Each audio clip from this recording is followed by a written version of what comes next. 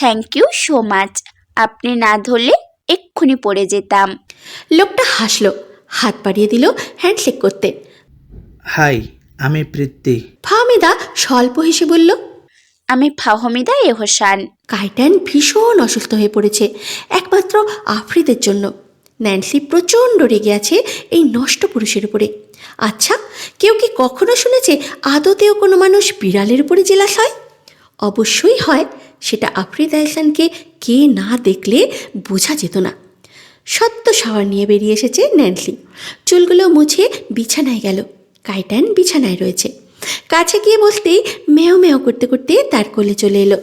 মেও মেও করে বোধহয় বলতে চাইছে, আম্মা, খচ্চর আব্বা আমারে মেরে ফেলার ধান্দা করছে, তুমি কিন্তু মোটেও ওই ব্যাটার ধারে কাছে যাবে না।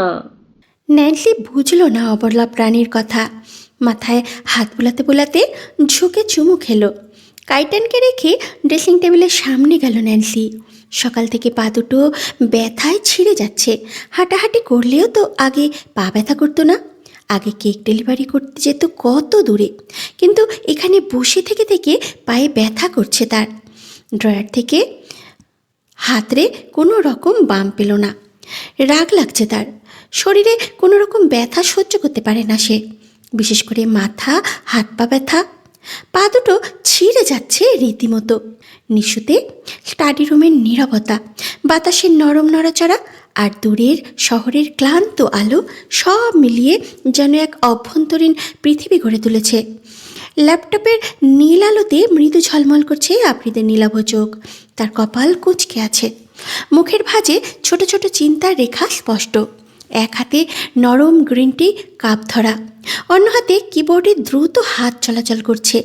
প্রতি ক্লিকে সেই ঘণ্টা দুইয়ের গুরুত্বপূর্ণ আলোচনার কথা প্রতিফলিত হচ্ছে।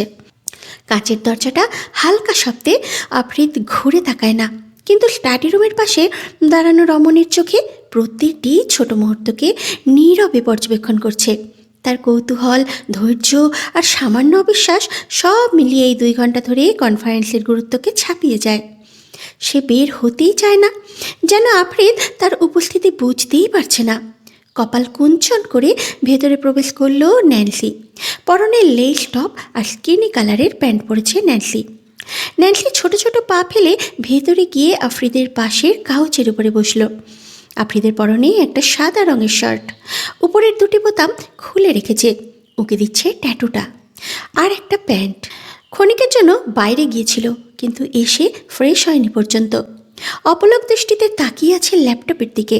সেন্টার টেবিলের উপরে রাখা ল্যাপটপের দিকে তাকালো ন্যান্সি। নিজের হাতে নিজের পায়ে ঘষতে লাগলো। ব্যথায় মরে যাচ্ছে সে। গ্রিন টির কাপে চুমুক দিয়ে পাশে রেখে দিল আফ্রিদ। ল্যাপটপটা সরিয়ে দিল। ন্যান্সি লম্বাভাবে পা মেলে দিল। আফ্রিদ টেবিলের উপর থেকে পা টেনে নিজের কোলে নিয়ে নেয়। একটু একটু করে মালিশ করতে লাগলো। কখনো এই পা তো কখনো ওই পা টিপে দিচ্ছে। ন্যান্সি আশ্চর্য চোখে দেখছে ফর্সা সুন্দর লোকটাকে। সে তো বলেনি পায়ে ব্যথা করছে, আর লোকটা তো তার দিকে তাকায়নি পর্যন্ত একটিবার। আফ্রিদ ল্যাপটপে বাঁ হাত চালাতে চালাতে ডান হাতে টিপে চলেছে ন্যান্সির পা। আফ্রিদেরও দারুণ একটা গুণ রয়েছে, লোকটা 2 হাতেই কাজ করতে পারে। ন্যান্সি কাউচে মাথা এলিয়ে দিয়েছে। খুব ইচ্ছে করছে বলতে, আমাকে মামুন হায়দারের সাথে দেখা করান।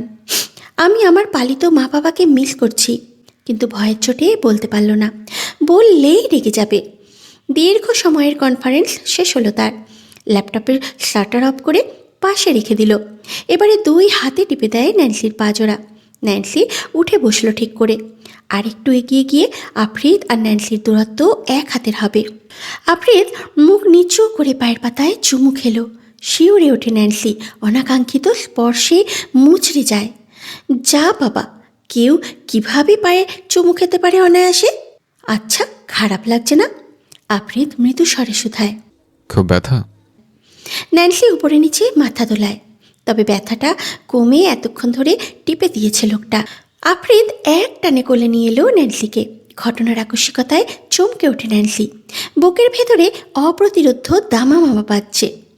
গোল গোল করে তাকালো আফ্রিদের দিকে। এত আদর আদর কেন? আচ্ছা, কেউ কিভাবে আদর আদর হতে পারে?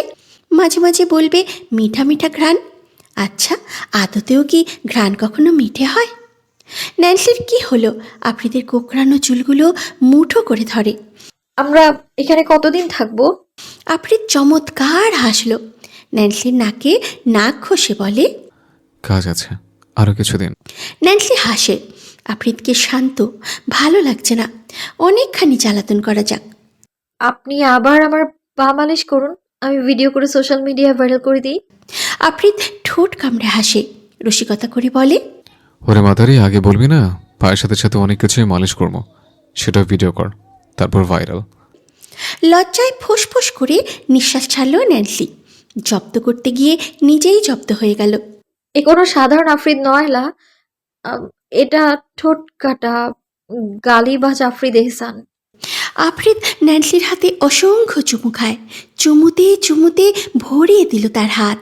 ন্যান্সি আচমকা বলে উঠল, ওই কারেন্টের মেশিন এত পাওয়ার কোথা থেকে পান? হ্যাঁ, আফ্রিদ ন্যান্সিকে কোলে নিয়েই দাঁড়িয়ে পড়ে, ঘোর লাগা কণ্ঠে বলে, তোর ভেতরের কারেন্ট রক্তে চলে আসছে, তাই তো মিলেমিশে কারেন্ট স্কোয়ার হয়ে গেছে, তাই এত পাওয়ার। চলেন পাওয়ার কমাই। ছি, অশ্লীল। আফ্রিদ তেতে উঠল। আমার বউ অশ্লীল। আফ্রিদ ঘুরিয়ে পেঁচিয়ে ন্যান্সিকে অশ্লীল বলে দিল। আমি মোটেও অশ্লীল নই, আপনি যে অশ্লীল সেটার প্রমাণ এখনই দিলেন আপনি। আফ্রিদ হাসি হাসি চোখ করে তাকালো ন্যান্সির দিকে। মেয়েটা কথা বলার সময় মুখে এক এক রকম ভঙ্গিমা তৈরি করে, যেগুলো দেখলেই আদুরে লাগে। বুকে অনুভূতির ঝড় উঠেছে, শিহরণ তুলল সর্বাঙ্গে। নজর গেল তার মেয়েলি ওষ্ঠজোড়ায়। গোলাপি রঙা ওষ্ঠজোড়া একটুখানি ছুঁয়ে দেখতে ইচ্ছে করলো। আফ্রিদ ন্যান্সিকে সোফায় দাঁড় করিয়ে দিল। ন্যান্সি প্রশ্নবিদ্ধ নয়নে তাকালো তার দিকে। আফ্রিদের ঠোঁট বাঁকে, ডান হাতের ছোট আঙুল বাড়িয়ে বলল, চল একটা গেম খেলে, যে আগে আঙুলে আঙুল ছুঁয়ে স্ট্যাচু বলতে পারবে সে জিতবে, আর অপরজন স্ট্যাচু হয়ে দাঁড়িয়ে থাকবে। ন্যান্সি এর আগেও অনেকবার এই গেম খেলেছে। মূর্তি বানিয়ে অনেকক্ষণ দাঁড় করিয়ে রাখা যায়। মনে মনে ছক কষছে, এক্ষুনি আফ্রিদকে স্ট্যাচু বানিয়ে পুরো রাত দাঁড় করিয়ে রাখবে। ঠিক আছে। ন্যান্সি আর আফ্রিদ আঙুলে আঙুল ছুঁয়ে একে অপরকে স্ট্যাচু বলে, অথচ আগে বলল আফ্রিদ। ন্যান্সি মানল না, চিটিং হয়েছে বলে আবারও করল। এবারেও আফ্রিদ জিতেছে, অথচ সে মানল না। তৃতীয়বারের মতো আঙুল ছোঁয়াতেই আফ্রিদ স্ট্যাচু বলে ফেলল। ফলস্বরূপ স্ট্যাচু হয়ে দাঁড়িয়ে থাকতে হচ্ছে তাকে। চোখের পাতা ফেলাও নিষেধ। আফ্রিদ লম্বা দম নিয়ে বলল, সামান্য একটা চুমু খাওয়ার জন্য স্ট্যাচু স্ট্যাচু খেলতে হচ্ছে। আপনাদের এখানে ভাগ্য খারাপ, কই হ্যান্ডসাম আমাকে সে জড়িয়ে ধরে চুমু খাবি, তা না তোর সাথে খেলতে হচ্ছে, তারপর চুমুর জন্য। ন্যান্সি আহাম্মক বনে গেল। নড়তে চাইলে আফ্রিদ দুই হাতে মাথাটা শক্ত করে চেপে ধরে বলল, স্ট্যাচু না তুই, নড়াচড়া নিষেধ, নইলে মায়ের একটা নিচে পড়বে না, বলে দিচ্ছে। চোখ রাঙালো আফ্রিদ। কথাটা বলেই ওষ্ঠদয় নিজের আয়ত্তে টেনে নেয়, তাও আবার খুব জলদি। ন্যান্সি নিঃশ্বাস নিতে ভুলে গেছে মনে হয়। তার চারিদিকে যেন পৃথিবী ঘোরপাক খাচ্ছে। ন্যান্সি স্তব্ধীভূত হয়ে যায়। আফ্রিদ 2 মিনিটের মাথায় সরে এলো। সহসা তাকে ইচ্ছে মতো কিল ঘুষিয়ে বসাতে লাগলো ন্যান্সি। অসভ্য লোক, অসভ্য আপনি। আমাকে মিথ্যে বলে এসব করেছেন, গেমের নাম করে অশুভতম করছেন। আফ্রিদ হেসে ফেলল। 2 হাতে রাগান্বিত বউটাকে জড়িয়ে ধরে আদুরে গলায় বলল, এত রাখছিস কেন? এমনি চাইলে তো দিতি না। উফ, এত মেজাজ, হট হট মেজাজ ঠান্ডা করতে কোলগুলো আফ্রিদে আছে তো। ন্যান্সি জোড়াজড়ি করল, কিন্তু আফ্রিদ ছাড়ল না। 2 হাতে জড়িয়ে ধরে আছে। ন্যান্সি রাগে ফুঁসছে, আফ্রিদ মজা নিচ্ছে, তত তার রাগ বাড়ছে। আফ্রিদ চুলের ভাঁজে চুমু এঁকে দিলে বললে, একটু শান্ত থাক, এত নড়ছিস কেন? ন্যান্সি রাগে কামড় বসিয়ে দিল তার হাতে। দাঁতের দাঁত পিষে বলে, আপনার ঠোঁট দুটো আমি সেলাই করে দেবো একদিন, শয়তান নির্লজ্জ। আফ্রিদ বিড়বিড় করে বলল, যা বাবা, একটা চুমু খেয়ে শান্তি নেই, নির্লজ্জ বলছে।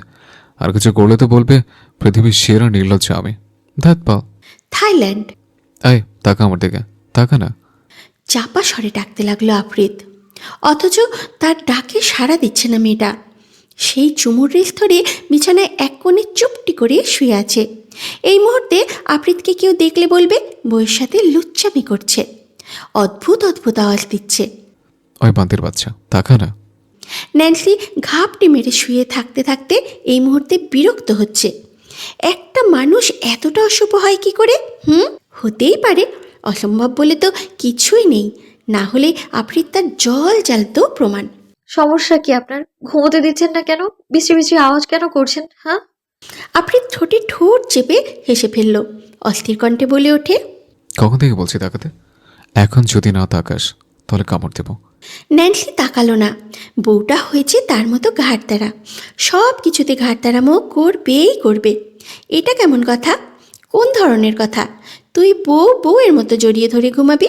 তুই কেন গোলবালিশ জড়িয়ে শুতে যাবি? আফ্রিদের রাগ লাগলো। সে রাগে ফুসতে ফুসতে এক টানে ন্যান্সিকে নিজের কাছে নিয়ে এলো। বাহুতে টান পড়তেই শিউরে ওঠে মেয়েটা। ন্যান্সি কিছু বলতে যাবে, তার পূর্বেই আফ্রিদ চোখ রাঙালো। অতপর দুই হাতে শক্ত করে নিজের সাথে চেপে ধরে চোখ বুজে। এবারে তার শান্তি। এদিকে যে আরেকজন শক্তপোক্ত বাহু বন্ধনে আটকে আছে সেটার কোনো ধ্যান জ্ঞান নেই তার। মধ্যরাতের নিস্তব্ধতায় ঘড়ির কাঁটা যেন একা একা কথোপকথন চালিয়ে যাচ্ছে, টিক টিক টিক টিক। ন্যান্সির পেটের ভেতরে ইঁদুরেরা যেন বিদ্রোহ ঘোষণা করেছে। খিদেতে অস্থির লাগছে তার। ইদানিং খিদেটা যেন অকারণেই বেড়ে গেছে, যেন শরীর নয় মনও কিছু খুঁজছে। অনেকক্ষণ এপাশ ওপাশ করার পর শেষমেশ বিছানা ছেড়ে উঠেই বসল ন্যান্সি। পাশে ছড়িয়ে ঘুমিয়ে আছে তার নষ্ট পুরুষ আফ্রিদ, যার ঘুমন্ত মুখে এমন এক শান্তি লেগে আছে যেন পৃথিবীর কোনো দুঃখই তাকে স্পর্শ করতে পারে না। ন্যান্সি কিছুক্ষণ তাকিয়ে থাকলো। এই মানুষটাকে ঘৃণা করে, আবার ঠিক এই মানুষটার দিকেই টান অনুভব করে। দুটো বিপরীত অনুভূতি যেন বুকে খেলা করছে। তার পরনে ছিল একজোড়া প্লাজো আর একটা ঢিলা ওভারসাইজ টি শার্ট, সাথে কেমন যেন মানিয়ে না যাওয়া একটা সিল্কি ওড়না। ওড়নাটা ইচ্ছে করে নয়, তবুও পরে নিয়েছিল সে। কিন্তু আফ্রিদ, সেই দুষ্ট লোকটা, ঘুমের মধ্যে ওড়নাটা নিজের গায়ে পেঁচিয়ে রেখেছে, যেন অবচেতনে ন্যান্সির গন্ধটুকু আঁকড়ে ধরতে চায়। ন্যান্সি চুপচাপ উঠে দাঁড়ালো। ঘরের মৃদু আলোয় তার অবয়ব বিছানার কিনারে গিয়ে মিলিয়ে গেল। ফ্লোরে পা রাখতেই ঠান্ডা টাইলসে হালকা কাঁপুনি খেলল শরীরে।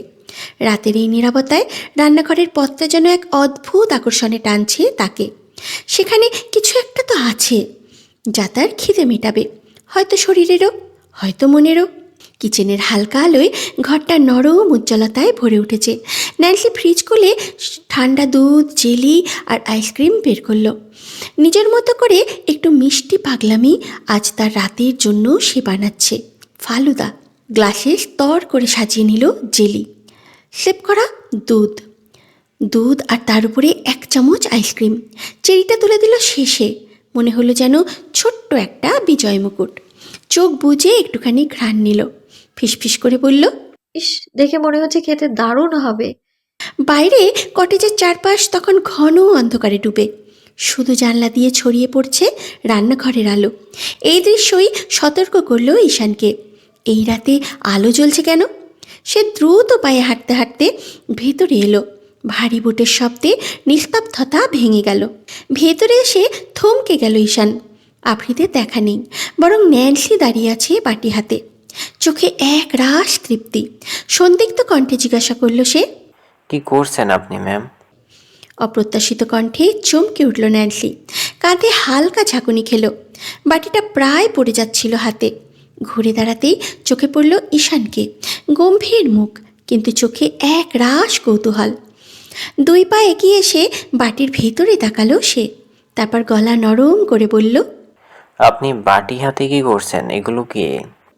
ন্যান্সি হেসে ফেলল, চওড়া খোলামেলা এক হাসি। এগুলো ফালুদা, জাস্ট ইয়াম্মি খেতে।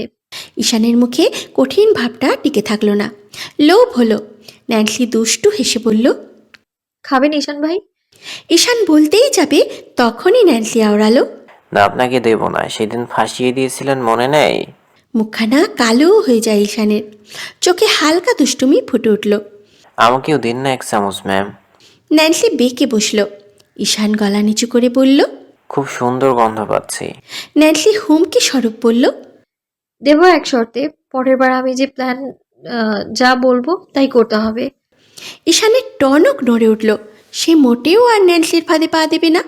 গতবার মরতে মরতে বেঁচেছে। ঠিক আছে, করব। এখন একটু দিন। ন্যান্সি নিজের বাটিটা এগিয়ে দিল, দুজনেই 2 চামচ খেলো।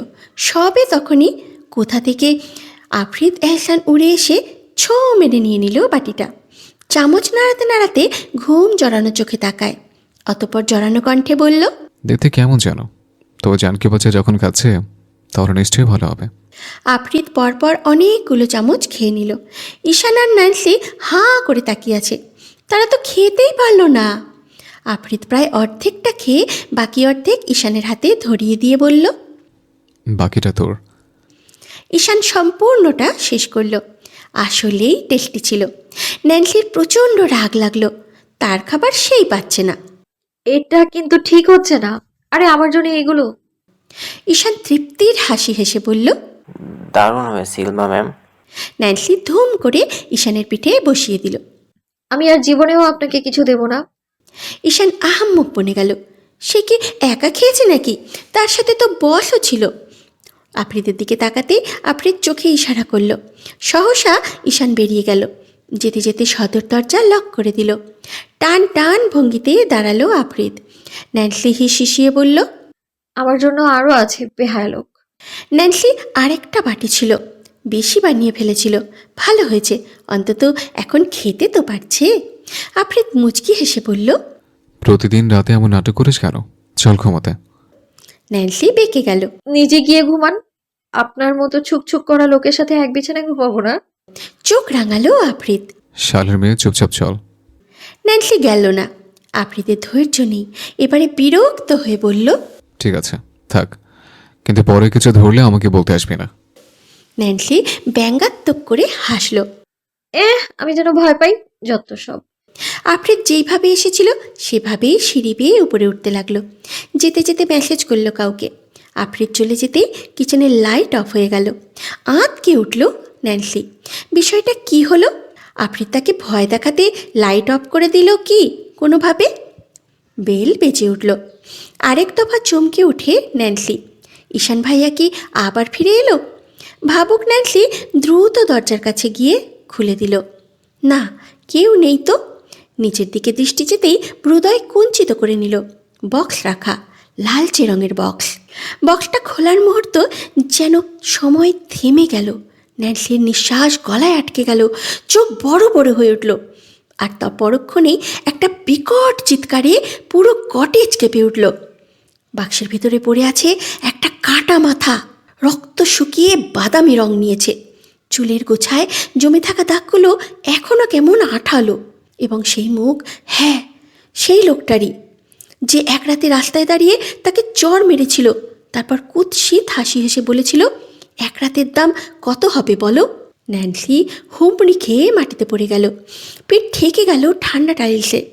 আর ভয়ে কাঁপতে কাঁপতে সে হামাগুড়ি দিয়ে পিছু হটতে লাগলো। মুখ দিয়ে একটার পর একটা চিৎকার বেরিয়ে আসছে।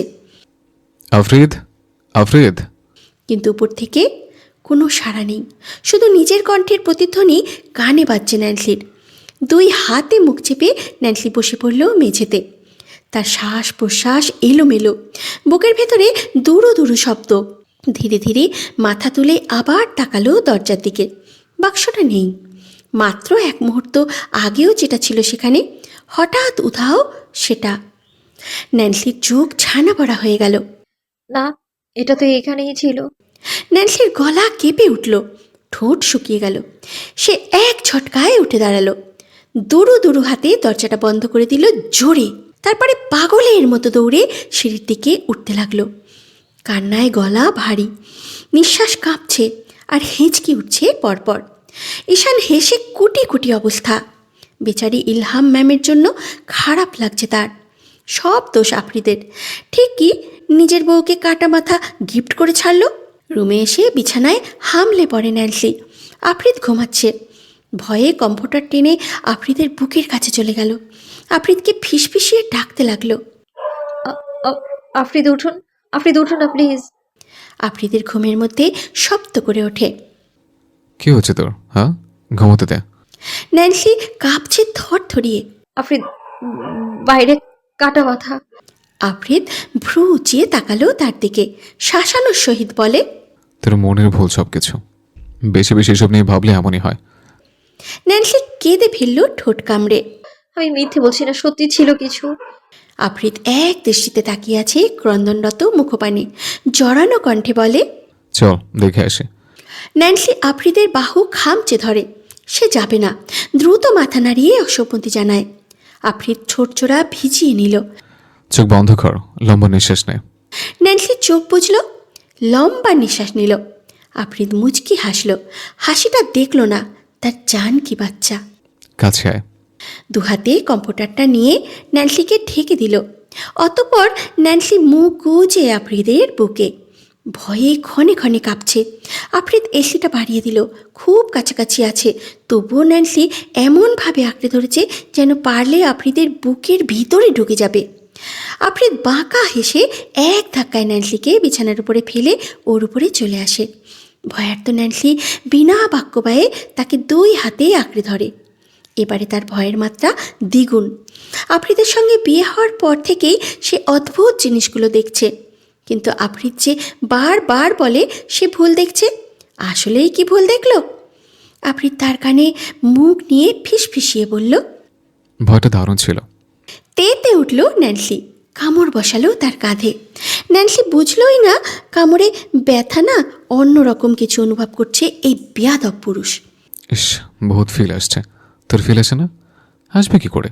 মোডের তো মায়ের বাপ করতে ওস্তাদ তুই, কিন্তু এখন যে অবস্থায় আমার অন্য একটুখানি ইটিস পিটিস করতে ইচ্ছে করছে। ন্যান্সি খামোশ হয়ে তার পিঠ আঁকড়ে আছে।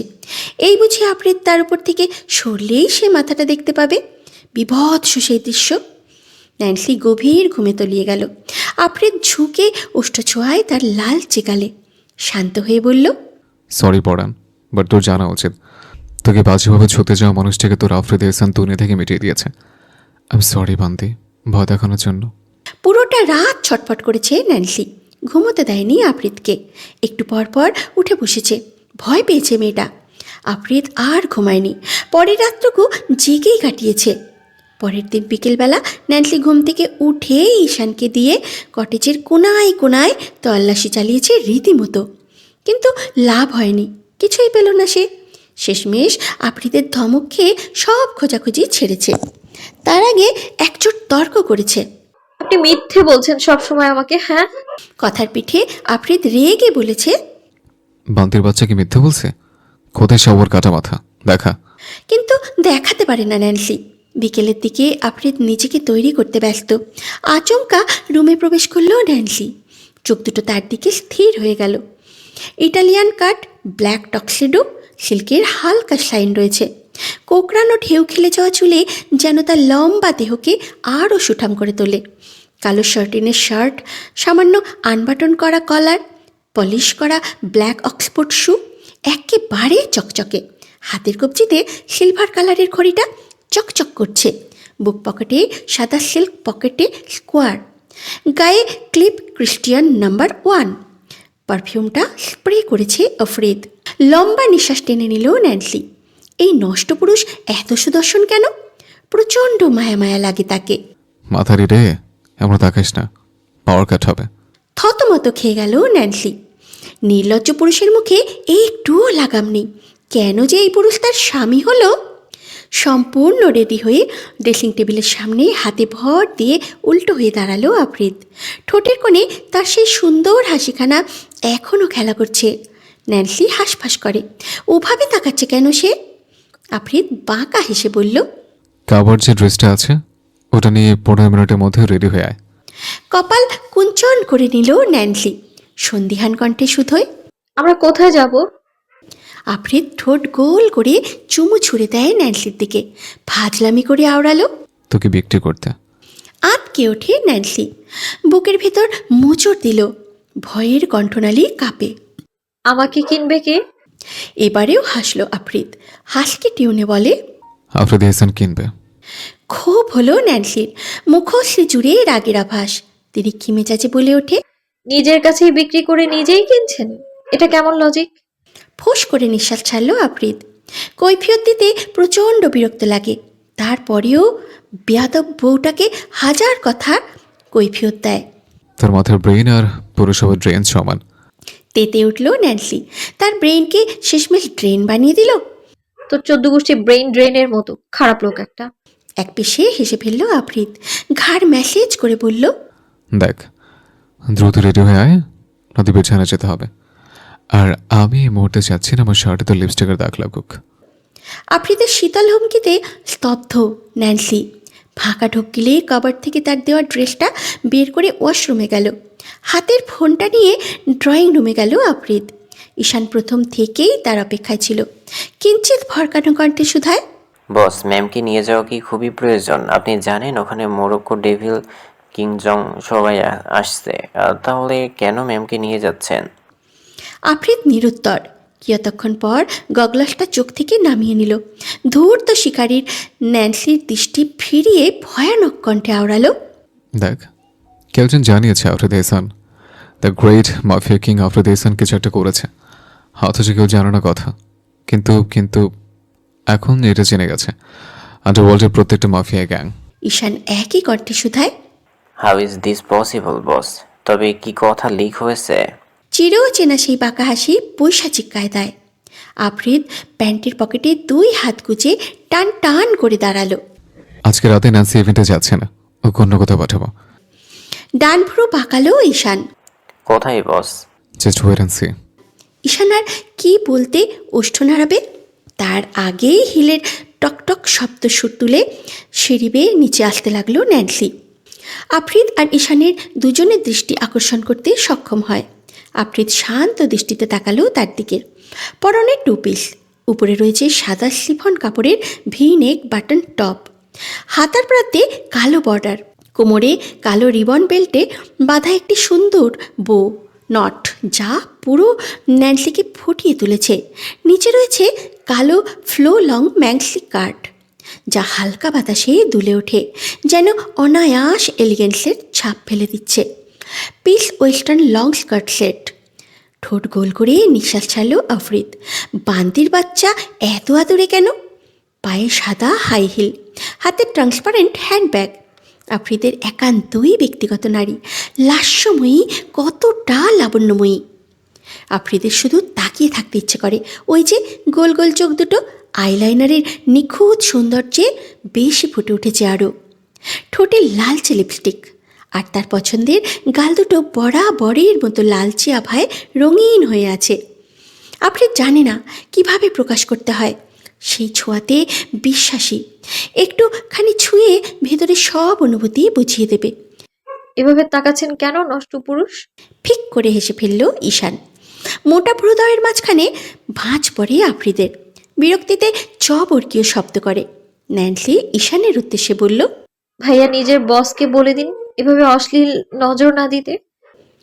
ঈশান সহসা কথা ট্রান্সফার করে। বস, শুনেছেন অশ্লীল দৃশ্যতে তাকানো বারণ। দাঁতে দাঁত পিষে তাকালো আফ্রিদ। দমে গেল ঈশান। ন্যান্সি ভাবলেশীন ভাবে বলল, চলুন তাড়াতাড়ি আমাকে বিক্রি করে দিন। ওনের বাড়িতে গিয়ে দেখতে হবে বাড়িটা থাকার যোগ্য কিনা। লম্বা সিল্কি চুলগুলো আঙুলে পেঁচিয়ে নিল আফ্রিদ। বেশি কথা বলিস। ঈশান পারে না লুটো পুটি খেয়ে হাসতে। এটা নাকি যাচ্ছে ঘুরতে। আফ্রিদ ঈশানের উদ্দেশ্যে বলল, আমার না করা করে একটু ইন্টিমেন্ট করতে ইচ্ছে করছে, তাই মুখ ঘোরা যাওয়ার কোথাকার। ঈশান তড়িৎ গতিতে কটেজ থেকে বেরোতে লাগলো। ন্যান্সি কিছু বলবে তার আগেই বলে, বান্দিরে, কারেন্টের পাওয়ার কম, এখানে পাওয়ার সাপ্লাইতে। আষ্টে পৃষ্ঠে জড়িয়ে ধরে আফ্রিদ ন্যান্সিকে। ন্যান্সি রাগান্বিত স্বরে বলল, সবসময় জড়িয়ে ধরা ধান্দা কেন করেন? আফ্রিদ গাল ভর্তি হাসি টেনে বলল, ইস, আমার নেতা আম্বানি বলে কি, কাল সারা রাতে বান্দের বুকে ছিলি তুই। ন্যান্সি কপাল কুঞ্চন করে বলল, ভয় পেয়েছিলাম তাই। আফ্রিদ ছটপট ন্যান্সির ওষ্ঠজোড়া আঁকড়ে ধরতে চাইল। আফ্রিদ হতভম্ব। ন্যান্সি মিনিটের মধ্যে সরে এলো, ধাক্কা দিল আফ্রিদকে। ন্যান্সি সজোরে আফ্রিদের মেইন পয়েন্টে ঘুষে বসিয়ে দিল। ঠোঁটের ফাঁক হতে আউচ শব্দে কোকিয়ে উঠল আফ্রিদ। শালে শেষমেশ মেইন পয়েন্টে শিট। ন্যান্সি ঠোঁট টিপে হেসে উঠল। কুম্ফু মাস্টার আমি, সাবধান। আফ্রিদ দাঁত কিরমিরিয়ে বলল, আমার বালের মাস্টার তুমি, আমার কারিশমা রাত্র দেখাবো আপনারে। মুখ বাঁকালো ন্যান্সি। তার কথায় মোটেই পাত্তা দিল না। আফ্রিদের রোলস রয়েস লা রোজ নোয়ার ট্রপটেল গাড়িটা দাঁড়িয়ে আছে।